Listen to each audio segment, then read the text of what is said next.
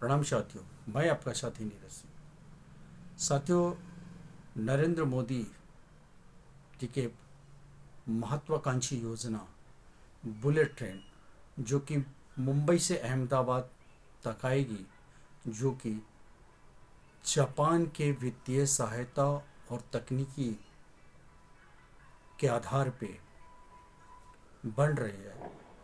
उसका पुल गुजरात के आणंद में गिर गया, जिससे 3 मजदूरों की मृत्यु हो गई। उन मजदूरों के प्रति हमारी भावभीनी श्रद्धांजलि। लेकिन सवाल ये है कि ये इतने ईमानदार पार्टी के राज्य में, जिसके 35 सालों से सरकार है, आखिर ये पुल कैसे गिर रहे हैं? यही पुल अगर दूसरे प्रदेशों में, बिहार में गिरता है या अन्य प्रदेशों में गिरता है, तो मीडिया चीख चीख के बताने लगती है कि भ्रष्टाचार है, निकम्मी सरकार है। लेकिन ये 35 सालों से जो वहाँ सरकार है, वो राम राज्य वाली, क्या बिना भ्रष्टाचार के ये पुल गिर गया? निश्चित ही उसमें बड़ा कमीशन का खेल हुआ होगा। लेकिन सवाल उससे और आगे जाता है, जहाँ छठ पे या सामान्य दिनों पे भी ये दिख पड़ रहा है कि किस तरह से यात्री दूसरे ट्रेनों में ठूंस ठूंस के यात्रा कर रहे हैं, कहीं भगदड़ के शिकार हो रहे हैं, शौचालय में बैठ के यात्रा कर रहे हैं। ऐसे प्रदेश में जहां अन्य दूसरे प्रकार की ट्रेनों की संख्या या उनकी पटरियां बिछाए जाने की ज़रूरत थी, वहां क्या वाकई में इस तरह के बुलेट ट्रेन की आवश्यकता है? दुनिया के अन्य देशों में क्या ये बुलेट ट्रेन सफल हैं? वो फायदे के सौदा हैं? या देश में ये जो भाजपा की, नरेंद्र मोदी की जो नीति है, खाई बढ़ाने वाली, विषमता बढ़ाने वाली, किसी जो धनवान है उनको और धनवान बनाने की, जो गरीब है उनको और गरीब करने की, ये देश किसानों और श्रमिकों का है। वो किसान जो छोटा हो जाता है, सीमांत होते जाता है, वही एक दिन श्रमिक में कन्वर्ट होता जा रहा है। क्योंकि इस तरह की भारत में इस तरह की शिक्षा व्यवस्थाएं विकसित नहीं हो पाए कि सबको समान प्रकार की शिक्षा दे सके और सबको विकास करने का समान अवसर उपलब्ध हो सके।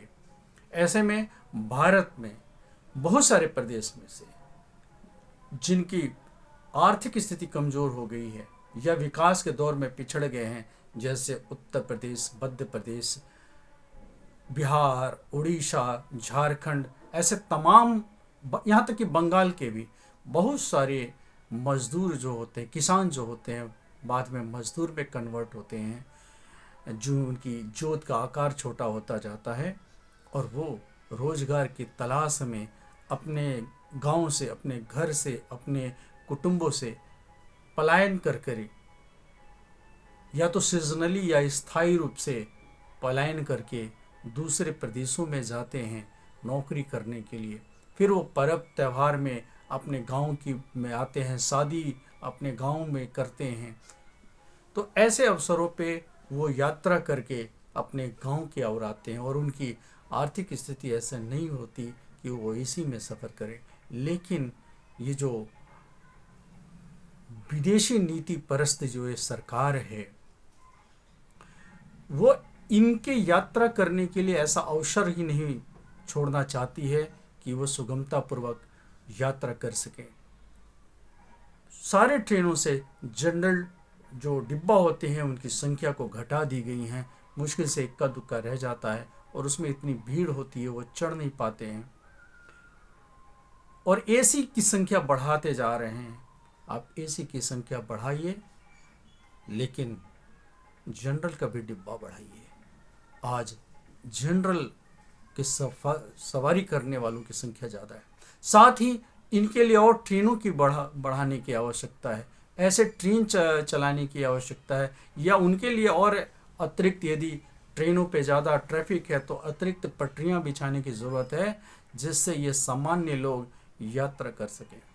लेकिन आप आपके सनक ने इस देश के धन की बर्बादी करते हुए बुलेट ट्रेन चलाने के निर्णय लिया है, वो बिल्कुल भारत जैसे विकासशील देश पे एक बड़ा कर्ज थोपने जैसा विषय है। धन की बर्बादी है, राष्ट्रीय संपत्ति की बर्बादी है, और ये दिखलाता है कि आप किन व्यक्तियों के लिए है आपकी सरकार। सबका साथ सबका विकास नहीं चाहते आप, सबका वोट चाहते हैं और कुछ का विकास। सबका वोट कुछ का विकास, ये आपकी नीतिगत सिद्धांत है। इसे देशवासियों को भी समझना चाहिए और ऐसे सनकी और तुगलकी सरकार को हमें हटाना चाहिए। भाजपा जितनी कमज़ोर होगी पूरे देश भर में, विशेषकर जो गांव के मतदाता हैं, जो श्रमिक वर्ग हैं, उन्हें ये बात समझनी चाहिए कि 5 किलो राशन के भ्रम में आप ऐसे सरकार को चुनते हैं जो आपका ही गला दबाने का काम करते हैं, आपके प्रगति को घोंटने का काम करती है। साथियों, ये समझिए, ये देश की सबसे भ्रष्ट सरकारों में से एक है, जहां कमीशन खोरी, किसी भी योजना में कमीशन खोरी 30% 40% तक हो चुका है। कई बार तो सुनता, हालांकि उसका प्रमाण नहीं होता है, ऐसे सुनने में आता है कि 50% तक की कमीशन खोरी हो रही है। तो इतनी बड़ी भ्रष्टाचार वाली सरकार के खिलाफ मीडिया में कोई आवाज़ नहीं आ पाती, क्योंकि मीडिया सारे बिक गए हैं।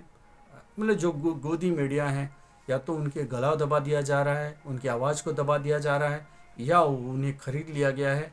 और हमें ये भी देख रहे हैं कि जुडिशरी भी किस तरह से बायस्ड है, इनके प्रति किस तरह से पक्षधर वाली जुडिशरी हो गई है। तो जुडिशरी में भी एक बड़े बदलाव की एक लड़ाई लड़नी है हम लोगों को, लेकिन हमें ये समझना चाहिए कि किस तरह से ये भ्रष्ट हैं। और यही जब पुल दूसरे जगह गिरता तो इतने चिल्लाती मीडिया वाले, लेकिन इनके भ्रष्टाचार के प्रति मीडिया मौन क्यों रहती है, इस पे भी एक बड़ा सवाल है। धन्यवाद।